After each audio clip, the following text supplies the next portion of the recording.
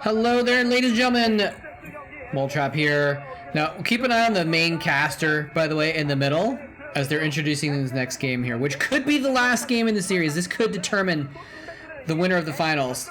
Here we got on your left, AnomiA and Kingdom. AnomiA is a Zerg player, I believe, who I don't know too much. Well, I looked him up, and I don't know too much about him because he didn't really play much. Okay, look at him. Look at him. He's standing up. He's yelling. He's yelling and thrusting his hands into the air. So he's so into it. It's so great. I love the Crave casters. I ended up working with that guy on Game Nut as well. It was a really nice guy. Yes, here we go. 6 set, game number 6 between SKT and MBC Game Hero, and we're gonna go ahead and actually just pause real quick for a moment so you can see Kingdom and AnomiA are gonna be the lighter colors, and MBC Game are gonna be the bluish colors, blue and purple, and I'll put their names up a little bit later as well. But yeah, I'm excited to see how this goes, because this could determine everything. There's Kingdom on your screen right now. He is a very, very well-known player. And there's AnomiA, who is a no-name. He played a couple Pro League games in 2005, and then there's a record of him playing a couple 1v1s in GOM Classic in 2008. So he never really amounted to too much. Maybe he was a 2v2 player, but I just don't recognize him that well, so I'm not sure. But apparently he was not very good because he only ever played, I think, six televised 1v1 games. But you know what? When you got a best of 7, and you got 2 of those best of 7 are 2v2s, you gotta field 8 players. So you gotta dig deep into your bench, and that's what they're doing here. So on the other side of things, though, we got Saint and Light, both players who we've probably heard of before. Saint, very, very good Zerg player. Never really amounted to too much, you know, but he was always solid Pro League player. And he's gonna be playing with Light, who, again, also really never amounted to too much during the Kespa era. He was always like, you know, one of the top 3 or 4 Terrans, probably, maybe top 5 Terrans. But he never really won anything, essentially, for himself. Although he did contribute to a lot of Pro League victories. In 2010, especially, he was kind of a Winners League beast. But anyway, we'll see how this goes, though. I'm kind of, basically what I'm saying is, like, I would lean towards Saint and Light. I feel like they're better individual players, but it's all about the tactics in 2v2 as well. So even 2 lesser players that devise a better strategy are going to be able to win out. So we'll see how this goes. This is the map Iron Curtain, by the way. It's back. It's back, ladies and gentlemen. It was a round 1 map. It was out for round 2, and now that we're in the finals, they're using maps from both rounds, and so Iron Curtain is back. And this is the map with the ridge of minerals and mountains in the middle of the map. I'm going to show it to you real quick here, actually. Where is it? There it is. Bingo. So they got the ridge down the middle, so it's basically separating the map in half on left and right sides of the map.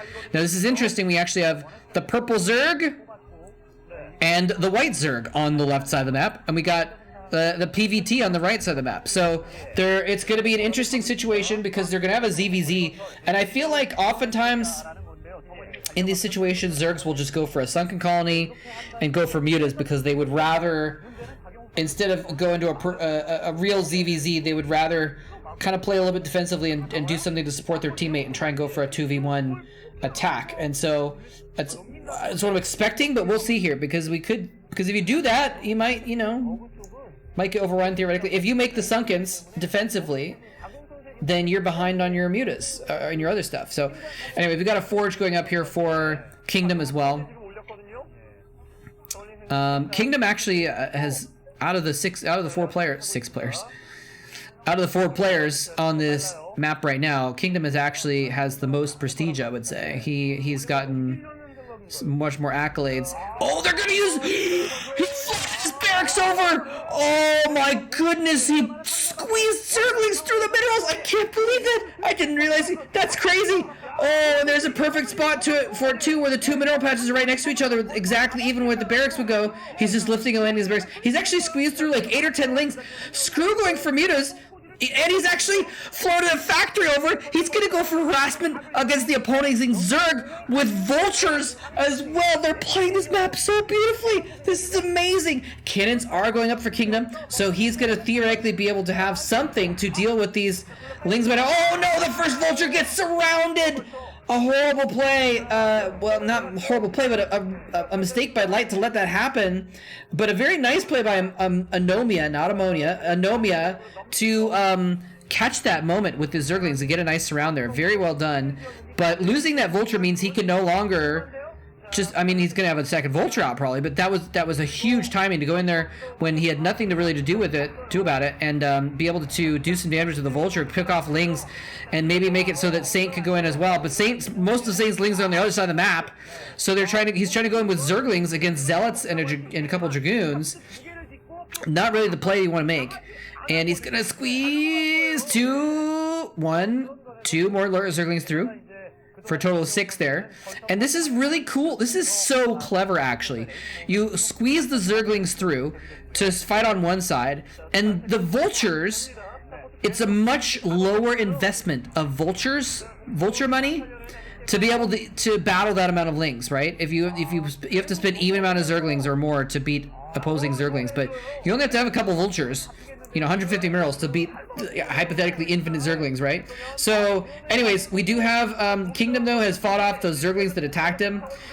Squeezing Zerglings through to attack a Protoss, not necessarily the best situation. They're going to be able to deal with that pretty well, but now he's actually catching up to some of these goons, but he just doesn't have the overwhelming numbers he needs. He only needs to be able to squeeze through a few at a time. That is 2 starports, ladies and gentlemen. What is going on there? He's going Wraiths? Wraiths against Dragoons? Okay. I mean, he's going to get Cloak. So, it could theoretically do some damage if he gets Cloak there. But Dragoons are just really, really beautiful counter to Wraiths. He might force him to go for the Robotics tech, I guess, which he probably doesn't want to do if he does get the Cloak for the Wraiths. But in the meantime, there's a little bit of a window where I feel like Kingdom could put some hurt down onto Light because he's got basically nothing right now. But I don't think Kingdom realizes he has nothing. Okay, here come the Wraiths. He's going into and attacking at some probes. There is a cannon in a nice spot there. He's going to be able to find a couple angles that he can attack probes again. I don't think a single probe has died, though. He's just kind of randomly assaulting that cannon. The cannon is going to get up, though. He'll be able to do some damage, at the very least, though. Actually, no, it looks like he forced the cancel on the cannon. My mistake. I thought that the cannon was farther along and it was about to come up. But now he's fighting Dragoons. He's forced to fall back. Yeah, the Wraith's basically doing nothing. Forcing 1 extra cannon, I suppose. I guess you could argue that it forced the first cannon too, in a way, but the Zerglings kind of did that also. So, yeah, now we have Scourge coming in here as well to protect against the Wraiths. But we have Wraith Muta flying across the map. They're going to try and target the Zerg. He's trying to hold. Oh, is he going to be able to get Siege Tech up? Oh no, the front falls. His plan was to make a wall and hide with Siege Tanks so they could dual attack AnomiA in the top left, but that plan has been foiled. He's having to pull SCVs here. The Wraiths have actually fallen back. They've cloaked and they're attacking these Dragoons. Along with the Zerglings, they're actually doing a significant amount of damage. The cloak is going to last long enough that the opposing Scourge are not going to be able to do anything in this fight. The tank goes in there, but he's not protecting the tank. The tank might get picked off. The tank does get picked off just before the Dragoon guys, but I think that's okay for the tank to die in exchange for 6 Dragoons and completely eliminating any threat of Kingdom on the map. Now they can send the Wraiths and Mutas up to the top left. In fact, the Mutas never rejoined. They still went up to attack AnomiA, killing off drones. The Vultures are attacking the Zerglings as well, and guess what? Wraiths are even better.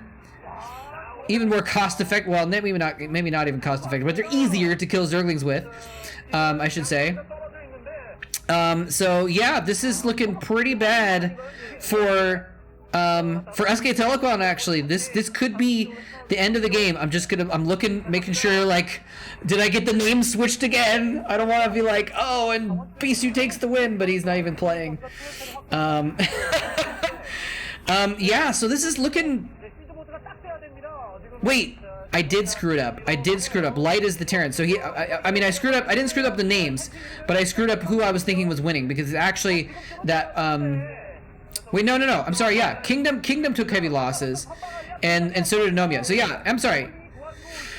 Oh guys, I'm so sorry. 2v2s are hard. Please cut me some slack. Anyways, despite the fact that things have been bad for Kingdom, he's actually coming back here. Oh, the Wraiths get caught without being cloaked and are picked off, and Overlord is going to go down as well. So this could be the beginning of a comeback here. But yeah, so Light is now trying to rebuild that wall that he originally did. And, you know, he did suffer some damage in that first attack. This is, wait, are we seeing Deja Vu? They're like, again, he's trying to build a couple buildings. They're going down to those Dragoons. And Saint is actually built more Mutos as well. Zergling's attacking a single sunken in the supply line. Not the best play right there. But the Dragoons are coming in. They're actually picking off those two tanks. The wall never got finished. The wall never got finished. He's forcing to fight with SCVs again. But this time there are no Lings and hidden tank to actually fight off these Dragoons. It's just uncloaked Wraiths and SCVs, and he's gonna be able to get in here. There's only one factory, so it looks like Light might actually go down now, because Kingdom, even though he'd lost all of his units twice, he didn't lose his economy at all. And now Saint taking damage from AnomiA's Mutalisk because Saint has fallen back with the Mutas to try and protect Light with his Mutas because Light didn't have anything. And he is going to be able to clean up those Dragoons, it looks like. So that is one thing. But in the meantime, AnomiA has killed almost all of the drones in Saint's base. And for some reason, he's attacking the Extractor. Maybe there's a Spore there that I didn't see. And now, okay, Saint's going to be able to come in here and do some nice micro against these probes, pick off a couple. But even that Wraith attack earlier, Light didn't actually kill any probes. So Kingdom's economy is probably the best out of all 4 players in the game right now. Kingdom probably has the most workers and has just been thriving. And he actually, I think is he trying to get an expansion up? He might be getting expansion up. It's hard to see what's going on the minimap with the dearth of pixels that we have to work with in this situation. But all right, so one siege tank in the mineral line there. Yeah, that sunken colony still held up, but again, the mutas didn't matter. Okay, we do have an expansion here for AnomiA as well. He's got colonies going up there, which I'm assuming are going to be spores. Is he going to cancel that? Is he going to cancel that? I think he needs to cancel that. More Zerglings coming into Saint's main, though. Saint is on very, very small economy. He cannot afford to lose those drones, which luckily for him, AnomiA is ignoring and attacking the sunken colony instead of killing drones. But it turns out he actually had more Lings than I thought. I thought there was only a few, but he had more Lings there, so he actually kills off the sunk very quickly. It was damaged from before, and now he can pick off the rest of the drones with impunity. And that's going to be maybe the end of Saint, actually. Saint bringing back his mutas. No, actually, those are AnomiA's mutas coming in to finish off the Spore. And so Saint is basically out of this. And Light is now being overrun in the front because he only had a bunch of Wraiths that died to Dragoons. He can't protect these siege tanks either. The wall didn't go up, and he's just dive right in. The siege tanks go down, pop, pop. 2 rounds of Dragoons, easily taking those out. So the tables have turned, ladies and gentlemen, and there's the double GGs coming from MBC Game Hero. We're going to an ace match, ladies and gentlemen. This is the best moment of AnomiA's esports career right here. Winning in a 2v2 match in the finals for his team, on the way to potentially getting a championship, which he could not ever dream of getting by himself, but maybe as part of a team he could get a championship because he's gone SK Telecom. And there's Kingdom actually jumping into the arms of his coach, giving a big hug. The celebrations are real, and they are so fun to watch. But he's like, neither of the coaches are looking like happy because they know it's not over yet. It's not over yet. It's going to an ace match, and let me see who the ace match is, ladies and gentlemen. The ace match is going to be Go Rush versus Sea Shield. A nice TVZ between 2 very strong players. Sea Shield, you know, we've never seen him get any individual wins over the years. And there's Kingdom, I believe. I think that's Kingdom. We've never seen Sea Shield get any individual wins over the years, you know, but he is, you know, potentially the best player on MBC Game right now. You know, Bisu hasn't quite come into his prime yet. Pusan's a little bit washed up.